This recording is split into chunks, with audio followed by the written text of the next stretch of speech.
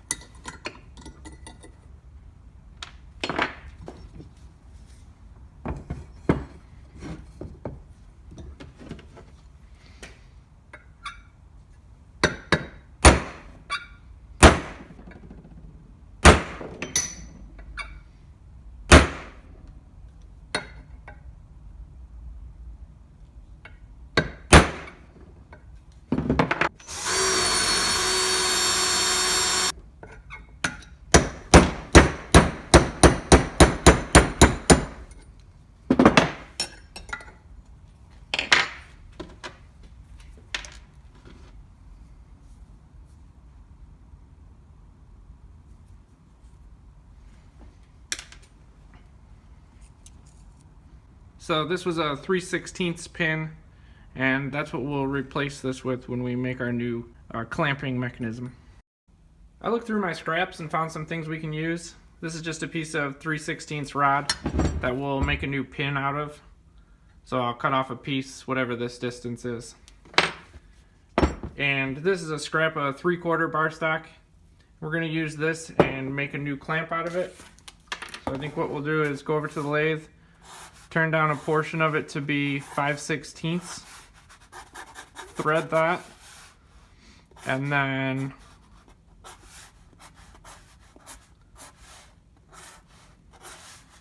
instead of putting like a square head bolt on it, we'll make a skinnier part. This will get a 3/16 hole this direction for the pin. That way this whole thing can pivot in this direction. So we'll be able to swing it up here, put a bolt on top, a nut on top, clamp it, and loosen it, swing it out of the way in order to open and close this guy. So I'm going to head over to the lathe and get started on this.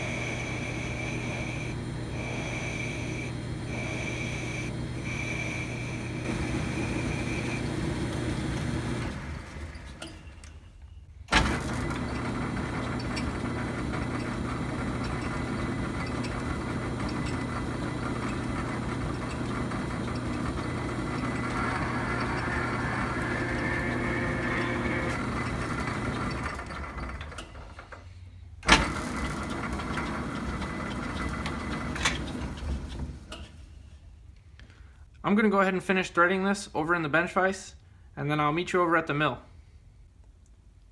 Now what we're going to do is put this in a collet in the square collet block and work down 2 opposite sides until we get it to a thickness of 5/16.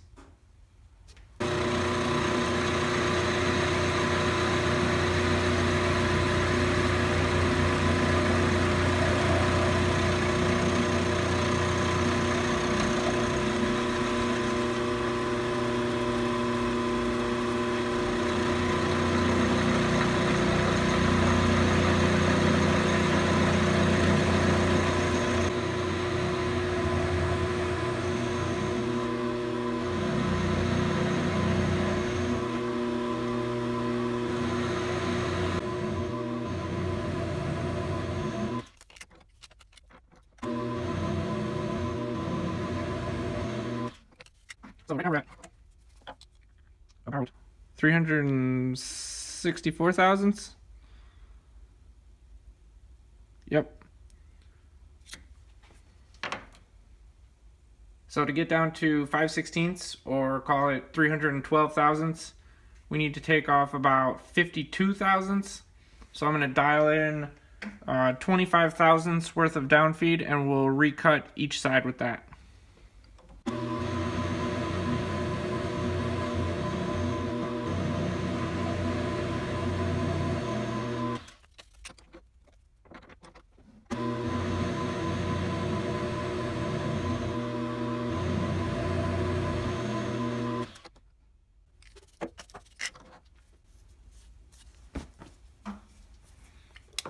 So after that, we're at 313. I'm not even going to mess with the other 2 sides of this. I'm going to leave this radius on here. It looks kind of neat. But before we pull it out of the collet block, we're going to use this same setup to put a hole through here for our 3/16 pin. So I'm going to use the edge finder, find the center of this, and come in here and put a clearance hole, so a little bit over 3/16. I went ahead and rounded over the top corners just a little bit on the belt sander, and then hit everything just to smooth it all out. Looks even better than the drawing. So the pin should go right through here. We'll tap it all the way in when we're done with everything. This can pivot up, get a washer and a nut, and clamp tight in place. Then you'll be able to loosen it up and swing it out of the way so you can open it up. So that's all taken care of. Next up, I've got some brass bar stock. I'll cut off 3 lengths of it, and we'll head over to the mill and start working on new fingers.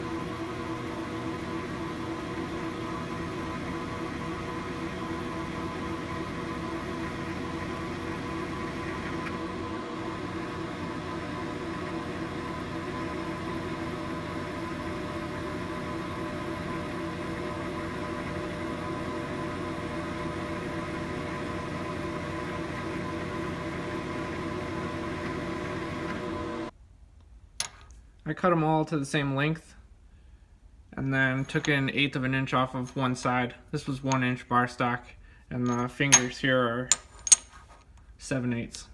So match that up. Now I've got some scribe lines on here. Yeah, you can kind of see them. Doesn't need to be all that exact, and we're going to make the 5/16 wide slot that goes down through the middle there.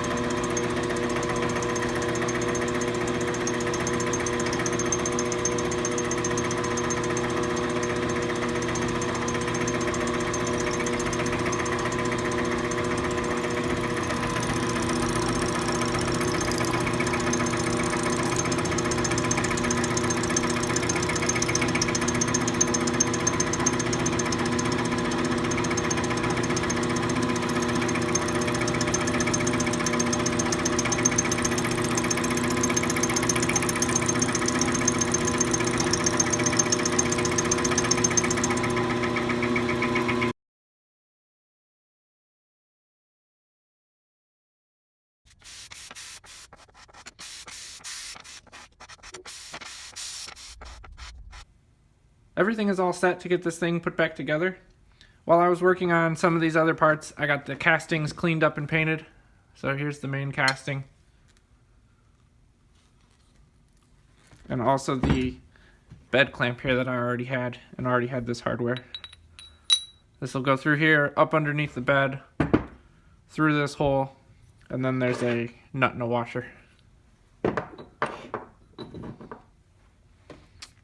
For this guy, here's the square head bolts that we made in the last video.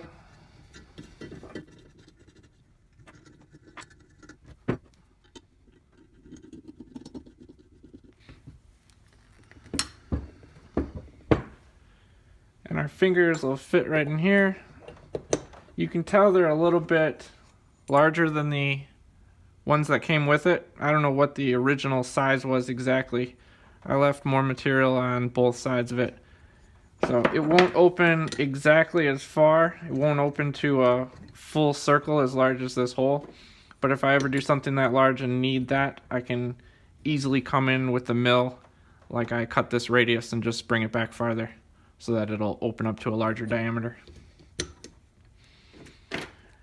And this is the original hardware that came with it after soaking in some evaporust and getting cleaned up.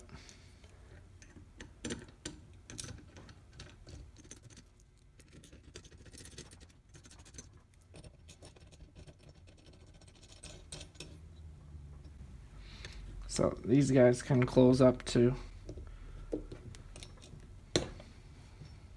a fairly small size. This diameter could be recut on the mill to exactly whatever I wanted it to be.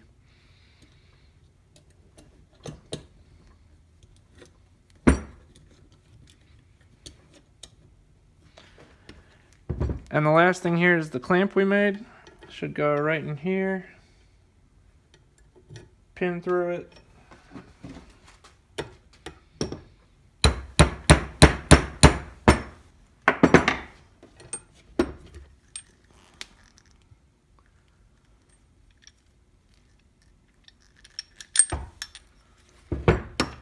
And I wasn't a fan of the look of the zinc-plated modern washer and nut, so I went ahead and turned this up really quick. Made very similar to the square head bolts. It was drilled and tapped on the lathe and then brought over to the mill in the hex collet block. All the flats put on it and then cut off and cleaned up in the lathe again.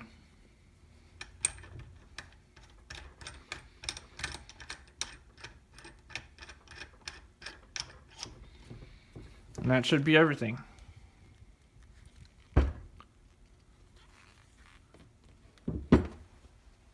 The same wrench that I use over on the lathe for the carriage lock and also the compound will do the square head bolts that we made last time, and I made this nut so that it could be used with the same wrench as the compound. So the only wrench we'll need, the only tool we'll need when we go to use this guy on the lathe will be a 1/2" wrench for these 3 bolts right here. But that's pretty easy to find. I hope you liked the video. Thanks for watching, and be sure and subscribe for more shop projects coming soon.